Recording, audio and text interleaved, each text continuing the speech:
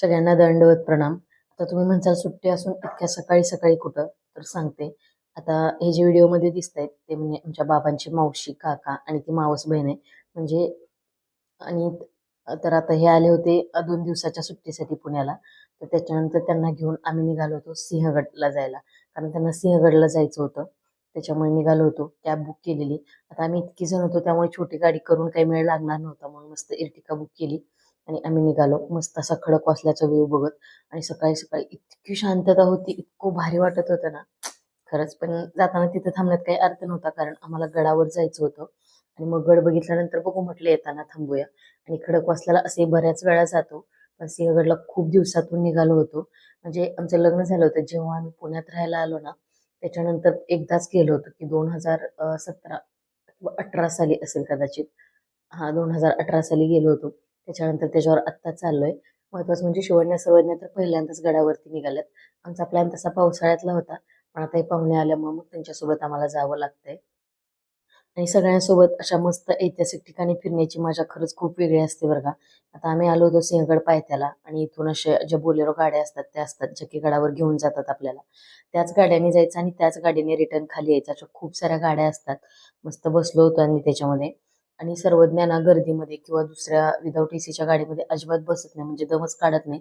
तर मी गडावर जाईपर्यंत तिला इतकी बडबड बडबड करत होते ना तेव्हा कुठे ती शांत बसली. तरी सुद्धा तिची रडरड हे ते चालूच होतं. मस्त असा व्ह्यू बघत गडावरती पोहोचलो. आणि हा जो व्ह्यू आहे ना तो पावसाळ्यात खरंच बघण्यासारखा असतो. खूप भारी एक नंबर. गडावर पोहोचलो. तिथं भलं मोठं खूप सारं मोठं पार्किंग आहे. गाडी पार्क केली आणि इथं मस्त असं सरदार तानाजी मालुसरेंचा जो हे होतं तर तिथे लिहिले की बाबा गडाला पण सिंह गेला. आता पूर्वी या गडाचं नाव होतं कोंढाणा किल्ला. त्याच्यानंतर जेव्हा तो सरदार तानाजी मालुसरे तो किल्ला जिंकला तेव्हा छत्रपती शिवाजी महाराज म्हणले की गड आला पण सिंह गेला. म्हणजे माझा सिंहासारखा शूरवीर तानाजी गेला म्हणून त्यांनी त्या गडाला नंतर सिंहगड असं नाव दिलं. आणि इथं जे गावं आहेत म्हणजे त्या गावाला अनुसरून किंवा त्या गडाला अनुसरून कदाचित गावांची नावं असतील. कोंढणपूर वगैरे अशी गाव आहेत त्याच्यामुळे त्या किल्ल्याला कोंढाणा नाव होतं. आता जायला निघालो होतो आणि सर्वज्ञाचा अट्टास होता की नाही मला जायचंय चालायचंय वरती.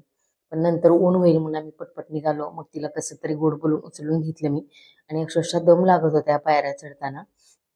हा आहे पुणे दरवाजा म्हणजे पुण्याकडच्या बाजूला आहे म्हणून याचं नाव आहे पुणे दरवाजा. अशा गडाला आय थिंक पुणे दरवाजा आणि कल्याण दरवाजा असे दोन दरवाजे आहेत. जो की कल्याण गावा जिकडच्या साईडला कल्याण गाव आहे तिकडच्या जो दरवाजा आहे त्याला कल्याण दरवाजा असं म्हणतात. आणि फार असं काही जास्त चालायची वगैरे गरज म्हणजे जास्त नाहीये. ते आपल्याला वरतीच नेऊन सोडतात गाडीवाले. त्याच्यामुळे मग वरती गेलो. शिवण्याला खायचा होता गोळा आणि त्याची प्रत्येक गोष्ट दिसते ना ही प्रत्येक गोष्ट 30 ते 40 रुपयाला आहे. म्हणजे इतकं महाग असतं. तसं त्यांना नाही बोलू शकत आपण पण ते सुद्धा खाली गावातून वरती गडावर न्यायचं. तिथे दिवस बसणं त्यांचं सुद्धा तेवढं कष्ट आहे त्याच्यामुळे त्या गोष्टी महाग असतात. आणि त्याच्यानंतर मग पुढे गेल्यानंतर कुल्फी खाल्ली सगळ्यांनी. ऊन प्रचंड पडलं होतं म्हणजे सकाळच्या 10 वाजल्या होत्या तरी सुद्धा इतकं ऊन होतं काही विचारू नका. पण जेव्हा आपण असं गडाच्या तटबंदीच्या कडेने फिरतो ना तेव्हा खूप छान खालून एकदम थंड हवा येत होती. म्हणजे असं वाटत होतं की इतक्या उन्हात इतकी थंड हवा कुठून येते. त्याच्यानंतर पुढे गेलो तिथं होती सरदार तानाजी मालुसरे यांची समाधी. आणि तिथं खूप छान असं त्याने डेकोर केले म्हणजे बऱ्यापैकी अजून काम सुद्धा चालू आहे. जे की तिथं मावळ्यांचे जे स्टॅच्यू वगैरे आहेत किंवा पूर्वी महाराजांच्या काळामध्ये कुठलं हत्यार किंवा लढण्यासाठी काय वापरायचे ते प्रत्येक गोष्टीची तिथं माहिती दिलेली आहे.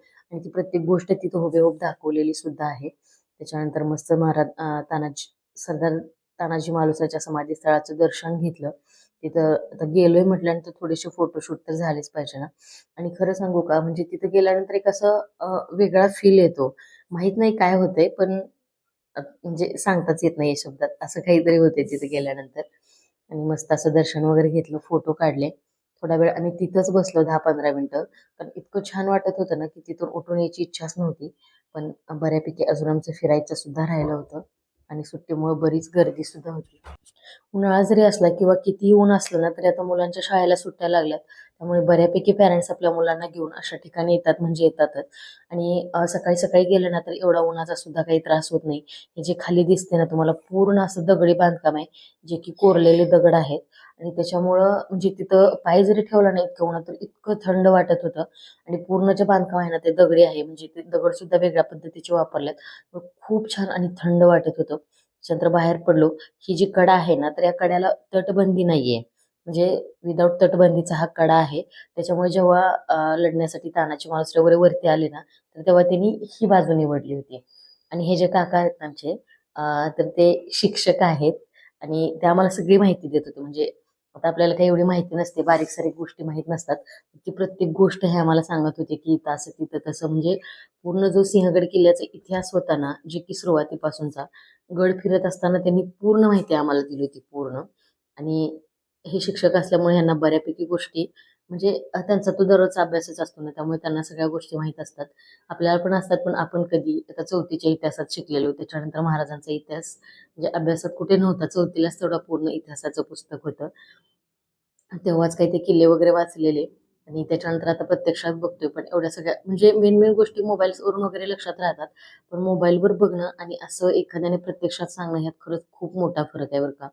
आणि मग ते काका सांगत होते. आम्ही सुद्धा खूप छान सगळे असं लक्ष देऊन ऐकत होतो आणि यांच्यामुळं आम्हाला बऱ्यापैकी काही गोष्टी नव्यानं समजल्या.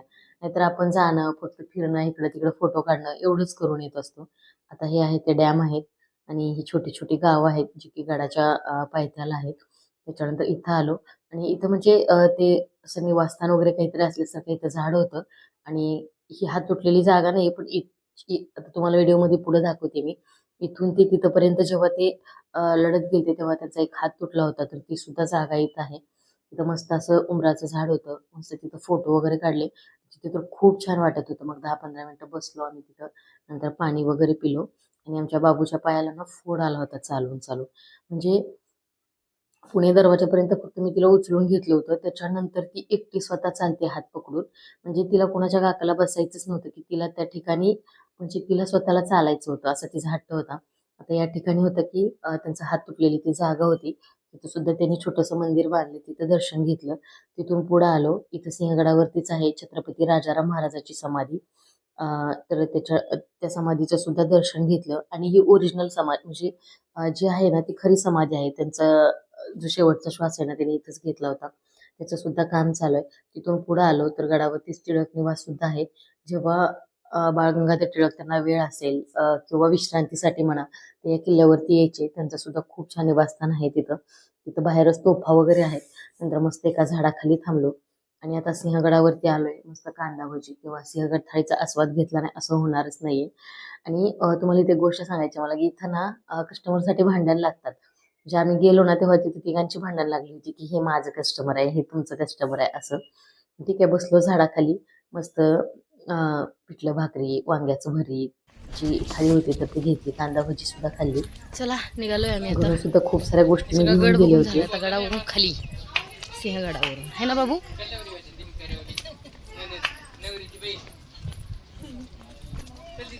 मस्त जेवण झालंय. पिठलं भाकरी, कांदा भजी, दही, शाबू. त्यांना असं पैसे मागत फिरतात ना ते. त्यांना असं कोणी काम वगैरे नाही करून देत. ते तसेच असतात लोक. त्यामुळे ते पैसे मागूनच राहतात जरा.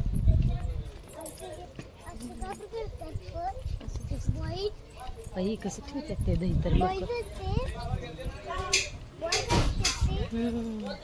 बॉईज नाही, गर्ल असतात, बॉईज असतात काही. तू हळूहळू थोडीशी मोठी झाली ना की त्या गोष्टी तुला समजतील. आता मी म्हणजे कसं सांगणार तुला की काय आहे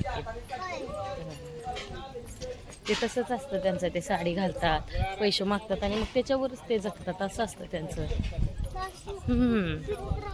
हो, असेच फिरत राहतात ना ते पैसे मागत. सगळ्यांना पैसे मागतात. फिरून झालंय, रिटर्न निघालोय माघारी. झाडाखाली तरी असली मस्त सावली होती ना भारी. मस्त जेवण केल्यानंतर तिथून निघायची इच्छा होत नव्हती, पण काही पर्याय नव्हता, निघावं लागलं. कारण आम्हाला 12:30 वाजता ना आम्हाला जी गाडी घ्यायला आली होती ना, तर त्याच गाडीने आम्ही रिटर्न जाणार आहे.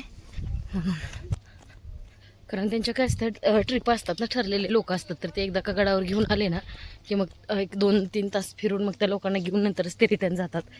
आणि आम्ही आलो होतो म्हणजे 6 सीटरनी बसने असं. आणि दुसऱ्या काय 2 व्हीलर वगैरे गडावर येत नाहीत, असा विषय होत होता.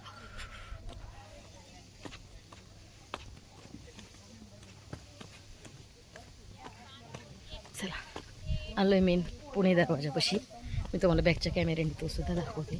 पण इतकं भयानक ऊन आहे ना, पण गडावरती असली मस्त गार सावली येते की खरंच काही विचारू नका. असली भारी सावली आहे ना, मस्त. इथे मी व्हिडिओ काढत बसली आणि मीच मागं राहिली. सगळे पुढे गेलेत, म्हणजे बऱ्यापैकी खाली गेले ते आणि मी एकटीच खूप मागं राहिले. आणि माझं आपलं इकडे तिकडे बघत व्हिडिओ शूट करत चाललं होतं जायचं. आणि मावशी आणि काका सुद्धा आहेत तिथे, दिसतायत समोर. कारण मावशीचा ना पाय दुखतो, त्याच्यामुळे त्या सावकाश उतरत होत्या. आणि म्हणजे आमच्यापेक्षा सुद्धा त्या फास्ट चालत होत्या, कारण त्यांना सवय असते. म्हणजे एवढं दुखत असून सुद्धा की त्यांची जी फिरण्याची आवड, ह्या त्या गोष्टी आहेत ना. आणि महत्वाचं म्हणजे ते रात्री 1-1:30 वाजता घरी आलेत. त्याच्यानंतर सकाळी लवकर उठून परत आम्ही निघालोय. कारण त्यांना फिरायचंच होतं आणि बघायचंच होतं म्हणून. आणि 2-3 दिवसासाठी आलेत, त्याच्यामुळे जेवढं होईल तेवढं बघायचं किंवा कव्हर करायचं असं त्यांचं चाललं होतं. आणि या बघा दगडी पायऱ्या आहेत. म्हणजे अक्षरशः ना ह्या पायऱ्याचे दगड झिजलेत. इतके लोक येतात जातात तिथं, तर बघू शकताय तुम्ही इथं.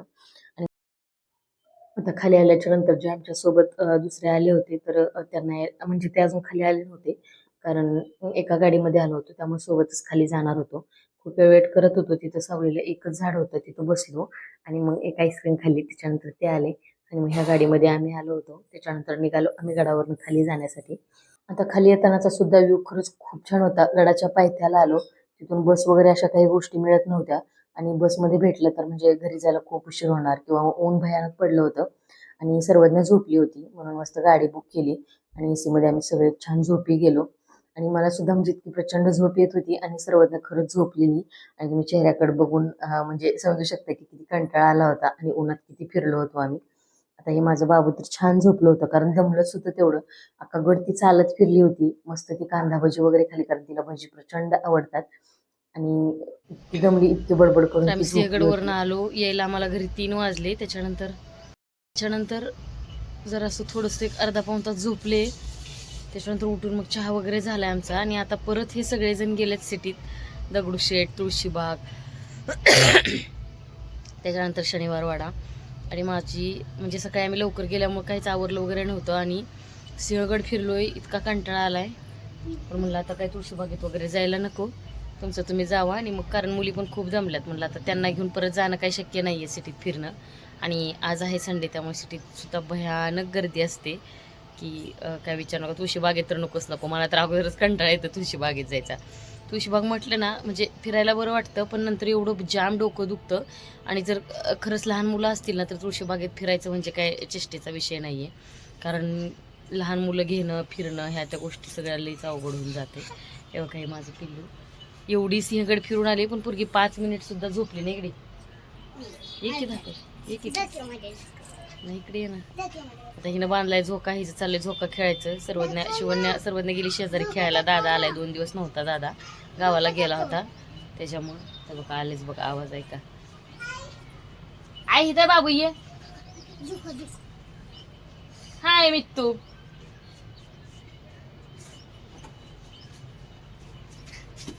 बघा आला आमचा दादा, है ना दादा? कुठे गेलता 2 दिवस? दादा गेलता मामाच्या गावाला. हे बघा शिवण्यानं झोका बांधला होता ना, आता ह्यांची रडारडी सुरू झालेली आहे. सर्व उठून चहा पाणी वगैरे झालं होतं. त्यांना जायचं होतं दगडूशेठला वगैरे आणि तुळशीबागेत सुद्धा, म्हणून ते गेले. आणि आम्ही आता मला पण चल म्हणत होते, पण म्हटलं नको, कारण त्या दोघींना घेऊन तुळशीबागेत फिरणं म्हणजे खूप मोठा टास्क. आणि आज तर सुट्टी, मग इतकी भयानक गर्दी असते ना, खरंच काय विचारू नका. म्हणजे नेमकं त्या तुळशीबागेच्या कडेने फिरायचं जरी म्हटलं ना, तरी इतकी गर्दी असते. आणि गर्दीत आमच्या दोघीचे म्हणजे अजिबात दम काढत नाहीत. आता यांची झोक्यासाठी भांडण चालली होती आणि माझी कामं वगैरे पण बरीच पडली होती, म्हणून म्हटलं तुम्ही जाऊन या, तोपर्यंत मी बाकीचं आवरते. आणि हे जे हरिण आहेत ना, तर ते मी घेतले होते असे शिवण्याला खेळायला आवडतात म्हणून. आणि त्याचा थोडासा कलर डल झालाय, म्हणून मी मस्त असे झाडात ठेवले होते की ते खूप छान दिसतात म्हणून. तर ह्यांच्या भांडणात आणि त्या जुळी खेळण्याच्या नादात ते तुटून गेलं. म्हणून शिवण्य अशी घरात जाऊन रडते की आता आई ओरडते का मारते की माझ्याकडे ते तुटले म्हणून. पण ते ऑलरेडी कलर डल झाले. तिला म्हणलं ठीक आहे, आता तुझ्याकडनं चुकून पडले तर मी नाही ओरडणार. म्हणून परत ती बाहेर आली. आणि आमच्याकडे नेहमीच असं असतं, म्हणजे एखादी चूक झाली ना तर रडायचं. आणि मग नंतर आई म्हणली की येऊन अशी मिठी मारायची, म्हणजे आई ओरडती का काय, हिची पण भीती जास्त असते. आता हा झोका शिवण्यानं बांधलाय आणि याच्यावर दादागिरी आमच्या सर्वज्ञाची चालली आहे की दिदीनं जी गोष्ट करेल ना ती प्रत्येक गोष्ट तिला पाहिजे असते. आणि शिवण्या झोका आणि कलर सोडून काय म्हणजे दुसरं कुठलीही गोष्ट तिला देईल, पण ह्या दोन गोष्टी ती देत नाही अजिबात. आणि कृष्णा सुद्धा आला होता, कारण कृष्णा 2-3 दिवस नव्हता, तो गावी गेला होता. त्याच्यामुळे यांना सुद्धा करमत नव्हतं आणि म्हणजे सगळं शांत वातावरण होतं. तो असला की ज्यांची दंगा मस्ती सगळ्या गोष्टी चालू असतात. आणि आमच्याकडे पण पाहुणे होते त्याच्यामुळे एवढं काय वाटलं नाही. तर आता ही सांगत होती की दीदीनं तोडले आणि आता तुला बाबा मारणार. आणि माझी झाडं आहेत ना की जी पावसाळ्यात फुटले नाहीत पण आता उन्हाळ्यामध्ये खरंच खूप छान फुटलेत आणि मस्त पालवी फुटली. अगदी बाल्कनी मस्त अशी ग्रीन ग्रीन झाली. हा मनी प्लांट तर जवळजवळ 4 वर्ष झाला असेल माझ्याकडे आहे आणि जशी पाहिजे तशी ग्रोथ त्याची आत्ता होती. तर ह्याचं रिझन किंवा ह्याच्या मागचं सायन्स आहे ना खूप मोठं आहे. म्हणजे जिकडं रीड करेल ना तिकडं वेगळंच काहीतरी ते दाखवतात. म्हटलं आता त्याला पटपट कामाला लागूया. थोडीफार निम्मी अर्धी कामं उरकून घेतली आणि दादाच्यात आमच्या नवीन 2 व्हीलर आणली होती. त्याची पूजा करायची होती म्हणून आम्ही खाली गेलो आणि त्यांना संध्याकाळच्या वेळेस पूजा करायची होती. मस्त गाडीची पूजा वगैरे केली. नंतर त्यांनी एक राईड केली म्हणजे बाईक राईड केली सगळ्यांना घेऊन आणि आता गाडी आणली म्हटल्यानंतर पूजा वगैरे सगळ्या गोष्टी आल्याच ना तिथं.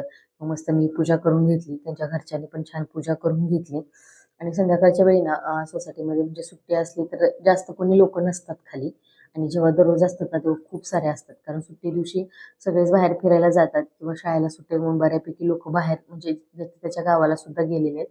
तर मस्त अशी पूजा वगैरे झाली आणि गाडीची एक राईड सुद्धा केली. आता आमच्या सर्वजणाला बसायची खूप इच्छा असते की पप्पाच्या नवीन गाडीवर. मी त्यांना पप्पा म्हणते. मग घरी आले परत मी स्वयंपाकाला लागले कारण यांना यायला वेळ लागणार होता सगळ्यांना. कारण त्यांनी शनिवार वाडा, तुळशीबाग, नंतर दगडूशेठ वगैरे बऱ्यापैकी फिरत बसले होते. पण मी लगेच स्वयंपाकाला लागले होते. मस्त कणिक वगैरे ती मळून घेतली. म्हटलं चपात्या, भाकरी असं असं छान असं जेवण बनवलं होतं मी आणि त्यांना यायला वेळ लागणार होता. म्हणलं आता शिवांना सर्वांना भूक लागली असेल. त्या दिवसभर खूप साऱ्या दमल्या होत्या. म्हटलं पटकन स्वयंपाक करून त्यांना जेवायला देऊया आणि म्हणजे त्या झोपतील ते येईपर्यंत किंवा माझी सुद्धा कामं बऱ्यापैकी होतील ते येईपर्यंत. म्हणून मग मी पटपट स्वयंपाकाला लागले. आता चपात्या बनवत असताना ना मी किचनवरच बनवते कारण जर गडबड असेल तर किंवा सकाळच्या सुद्धा मला तेच बरं वाटतं आणि पटकन उरकतात सुद्धा लाटायला. आणि माझं म्हणजे आमच्या घरात कसं आहे जिकडे मी गॅस ठेवलेला दिसतोय ना व्हिडिओमध्ये तिकडच्या बाजूचा जो काउंटर टॉप आहे ना तो खूप छोटा आहे. म्हणजे त्याच्यावरती फक्त गॅसच बसतोय. त्याच्यामुळे जे काही असेल भाकरी थापटणं म्हणा किंवा चपाती लाटणं, भाजी कापणं सगळ्या गोष्टी अलीकडच्या ओट्यावर करून मग पलीकडे भाजायसाठी किंवा भाजी फोडणी टाकायसाठी न्यावं लागतं असं होतंय. आता ते आम्ही जेव्हा राहायला यायचो ना त्याच्या अगोदरपासूनच ते तसं आहे. घ्यायचंय मला ते काम करून पण आता त्याचा मुहूर्त कधी लागतोय माहित नाहीये. आता मी या घरात राहायला येऊन पण 1 वर्ष झालंय आणि मग मी चपात्या पटपट करून घेतल्या. माझ्या भाजी भात वगैरे झाला होता फक्त चपात्या भाकरीच राहिल्या होत्या. कारण आम्ही सुद्धा गडबड इतकं प्रचंड दमलो होतो. पण आता यांना सगळ्यांना घेऊन परत बाहेर जेवायला घेऊन जाणं पण काही शक्य नव्हतं. महत्वाचं म्हणजे ह्या दोघींची खूप रडरड झाली असती चिडचिड कारण दिवसभर हे झाल्यामुळं. मग मी अगोदर काय केल्या सगळ्या चपात्या लाटून घेतल्या आणि मग पटपट काय केल्या भाजून घेतल्या. आता माझा स्वयंपाक होईपर्यंत हे आले सुद्धा होते घरी आणि येताना त्यांनी इतकी सारी शॉपिंग आणली होती. आल्या आल्या चाललं होतं की दाखवायचं आणि शिवण्या सर्वज्ञाला सुद्धा खूप छान कपडे आणले होते त्यांनी फ्रॉक. आता शिवण्याला नवीन ड्रेस घालायचं म्हणलं की खूप मुळावर येतं पण सर्वज्ञ अगदी तयार असते. सर्वज्ञ आमच्या नवीन कपडे म्हणाला की खूप आवडतात. अगदी दीदीची जरी असली ना तरी स्वतःच घालून फिरते. मस्त नवीन कपडे वगैरे घातले, फोटोशूट केलं आणि आता यांनी माझ्यासाठी ना मस्त देवाला फुलं आणली होती. त्यातच मी इतकी खुश होती ना म्हणजे देवासाठी जर काही गोष्ट आणली ना तर मला खूप जास्त आनंद होतो. नंतर हे आमचं फुगून बसलं होतं. मस्त आम्ही सगळ्यांनी जेवण वगैरे केलं आणि मग परत नंतर गप्पा मारत बसलो. चला माझे असेच फॅमिली ब्लॉग तुम्हाला कसे वाटतात हे मला नक्की सांगा आणि जर व्हिडिओ आवडत असतील आपल्या चॅनलला सबस्क्राईब करायला मात्र विसरू नका. भेटूया लवकरच पुढच्या व्हिडिओ.